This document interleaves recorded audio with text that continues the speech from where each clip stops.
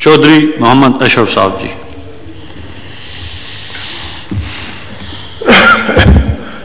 بسم اللہ الرحمن الرحیم۔ شکریہ جناب چیئرمین۔ اس بجٹ کو اور بجٹ اسپیچ کو میں نے غور سے پڑھا ہے۔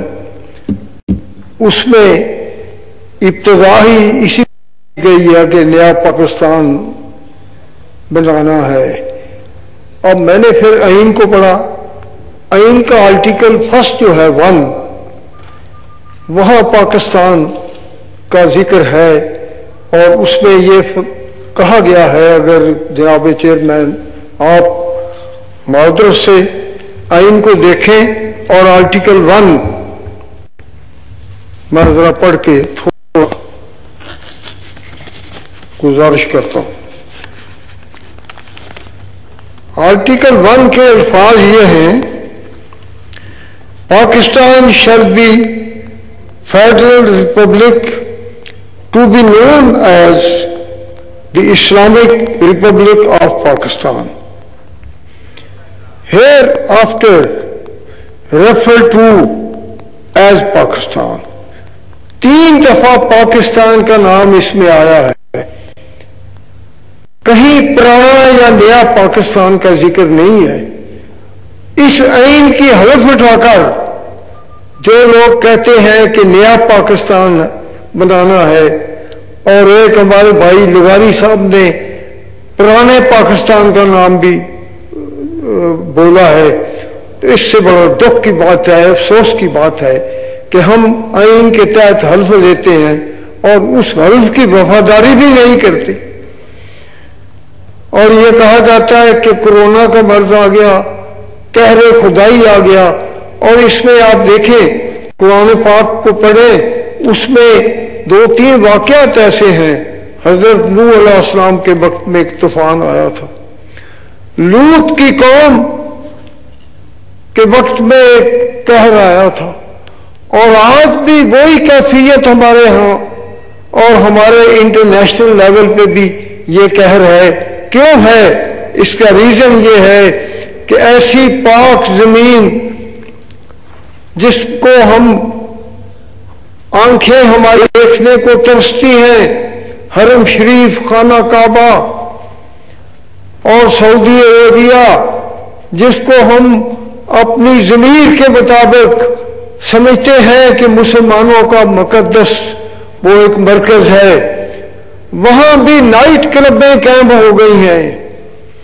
یہ بدقسمتی کی بات ہے، اور ہمارے فارن آفس کو چاہیے تھا کہ ان کی خدمت میں بڑے ادب سے یہ گزارش کرتے کہ اے بھائی مسلمانوں، اے ہمارے قائد ہیں آپ مسلمانوں کے اور مرکز ہیں، آپ خدا یہ نائٹ کلبیں جو ہیں ان کو بند کریں تاکہ اللہ تعالیٰ کی ناراضگی کو ہم نہ خرید سکیں، اور اللہ تعالیٰ سے معافی مانگے۔ اور جب تک ہم معافی نہیں مانگیں گے، ہم جھوٹی قسمیں نہیں اٹھانا نہیں چھوڑیں گے، جب تک ہم اللہ کے دین پہ پورا یقین نہیں رکھیں گے تو اس وقت تک ہم قہر سے نہیں بچ سکتی۔ اور دوسری بات جناب یہ ہے کہ میں اسی لیے آرٹیکل 4 بھی جناب کے پیش کروں گا، جس میں 2 باتوں کی ضمانت دی ہے اسٹیٹ نے۔ نمبر 1 یہ ہے کہ کوئی پاکستانی ایسا نہیں ہوگا، کوئی شہری ایسا نہیں ہوگا جس کے الفاظ یہ ہیں کہ to enjoy protection of law as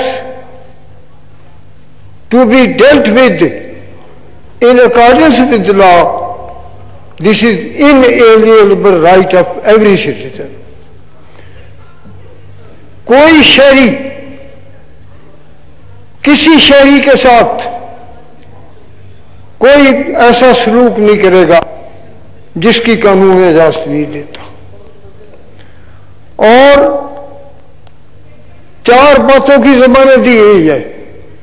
life, liberty, dignity and property. Individual person को ये गारंटी दी गई है। हमारे यहाँ ना लाइफ की कोई तहफ़्फ़ुज़ है। लाइफ से मेरी मुराद जिंदगी ही नहीं बल्कि जिंदा रहते हुए उसकी आज़ादी को सल्ब करना जो है ये भी एक लाइफ का हिस्सा है। किसी शख्स को बगैर मुकदमा चलाए, बगैर कानून के सजा दिए, बगैर जुर्म साबित किए, और जुर्म साबित करने का तरीका ये है कानून शहादत जो कानून ऐन इस्लाम के मुताबिक बनाया गया। इस्लामिक आइडियोलॉजी काउंसिल के चेयरमैन ने भी पिछले दिनों इस मौजू पर तकरीर की है। उसमें यह है कि जब तक एलिगेशन लगाने वाला जुर्म साबित न करे और अदालत उसको तस्लीम न करे, अदालत सजा न दे। अदालत की सजा का मतलब ये नहीं है कि ट्रायल कोर्ट के पास केस जाए तो वो शुरू हो जाता है मीडिया ट्रायल। यहाँ पुलिस वाले बदनीयत पे मबनी केस बनाए, पुलिस के बाकी अदारे जितने हैं मुल्क के अंदर वो बदनीयती पे मबनी कोई केस बना दें, जैसे सियासी इख्तलाफात की बिना पर झूठे पर्चे दिए जा रहे हैं और झूठे केस बनाए जा रहे हैं। उसको फिर लिंगर ऑन किया जाता है 4-4 साल, 10-10 साल, 2-2 साल, 3-3 साल। ये आज़ादी सल्ब करने का जो जुर्म है इसका कौन जिम्मेदार है? 10 साल के बाद कहा जाता है कि ये बेगुनाह है। वो 10 साल जो कैद के अंदर रहा है शख्स, उसका जुर्म जो साबित नहीं हो सका, तो इससे बड़ी और ज्यादती क्या है? अब हर बात पे मियां नवाज शरीफ साहब के जिम्मे लगा दी जाती है बात, मियां शहबाज शरीफ के साथ लगा दी जाती है। कोई एविडेंस हुआ, कोई शहादत ऐसी नहीं है जो परखी जा सके on the touch stone of judicial scrutiny. और अगर उसकी सच्चाई को देखना है तो अदालत फैसला करेगी। अदालत का फैसला भी सुप्रीम कोर्ट तक अपीलों में जाने के बाद फैसला मुकम्मल होगा, उससे पहले नहीं होगा। तो कोई भी एक केस ऐसा नहीं है जिसमें हाई कोर्ट ने फैसला कर दिया हो या सुप्रीम कोर्ट ने फैसला कर दिया हो। सब पेंडिंग केसेस पड़े हुए हैं। उसमें मुजरम नहीं है कोई भी, मुलजिम कहा जा सकता है, इल्जाम लगाए कहा जा सकता है, लेकिन कोई उसको ये नहीं कहा जा सकता कि इसने ये जुर्म किया है। तो इसलिए ये जो लफ्ज लाइफ और लिबर्टी का है, इसको इस अंदाज में देखा जाए तो जनाब कोई भी शख्स जो है उसके बगैर, अभी तो बात ही हो रही है, 10 मिनट है आपका, अब लोगों ने काफी टाइम लिया है, मैं तो चंद मिनट की बात हुई, आपने इसी में फरमा दिया। मुझे जारी रखें ना जी, जारी रखें। मुझे वो एक शेर याद आ गया, उसने कहा इंतजार करूंगा क़यामत तक के राह, काश कि क़यामत आए और तू आए। यानी अगर वक्त मिला है चंद मिनट का तो आपने फौरन ही टोक दिया है। अब बात सुन ले जरा गौर से, उसके बाद मैं कोई इररिलेवेंट बात नहीं कर रहा, आइन की और कानून की बात कर रहा हूं। और इसके अलावा भी ये जो बजट है इसमें ये कहा गया है कि टैक्सेस के अलावा 134% इनकम हुई है। वो कहां से हुई है? वो नए नोट को छापे ताकि इन्फ्लेशन हो जाए मुल्क के अंदर, और वो कहां से आया है रकम? और वो गैर आईनी गैर कानूनी है। आर्टिकल 77 आइन का ये कहता है कि फेडरल गवर्नमेंट कोई एक पाई वसूल नहीं कर सकती ताकि कोई असेंबली के थ्रू लॉ ना पास हो। तो वो गैर कानूनी गैर आईनी किस बना पे किया है? اس میں یہ لکھا ہوا تقریر میں یہ فرمایا گیا ہے کہ 1160 کے قریب 1162 جو ارب ہے وہ روپیہ غیر ٹیکسوں کی شرح سے اکٹھا کیا گیا. وہ کیسے ہو گیا ہے؟ اور اب کہتے ہیں 1600 اور اگلے سال کے لیے رکھا گیا ہے، اس کا ہدف جو ہے وہ 1600 اور اس طرح اکٹھا کیا جائے گا. یہ غریب لوگ ہیں بیچارے. اور میں نے دیکھا ہے بجلی کے بلوں کی حالت یہ ہے.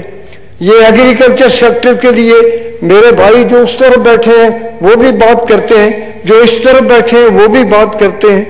وہ ایگریکلچر کا بیڑا غرق ہو گیا ہے سارا. اور ایگریکلچر کے لیے انرجی کے جو ٹیوبویل ہیں بجلی کے، اس کو 5 روپے 35 پیسے میاں محمد نواز شریف پرائم منسٹر نے طے کروا دیے تھے، اور 5 روپے 35 پیسے پر یونٹ کے حساب سے بل آتا تھا. تو ہمارے حکمرانوں نے بغیر سوچے سمجھے یہ کہہ دیا کہ جناب وہ پہلی کیبنٹ نے 31 مئی کو یہ فیصلہ کر دیا تھا کہ یہ اور لگا دو، ان پہ امپوز کر دو رقم. 31 مئی کو تو لاسٹ ڈے تھا نیشنل اسمبلی کا بھی اور لاسٹ ڈے تھا گورنمنٹ کا بھی. کوئی نہ اس دن میٹنگ ہوئی، نہ کوئی فیصلہ ہوا، نہ کیبنٹ کا فیصلہ ہوا، نہ ہمیں بتایا گیا.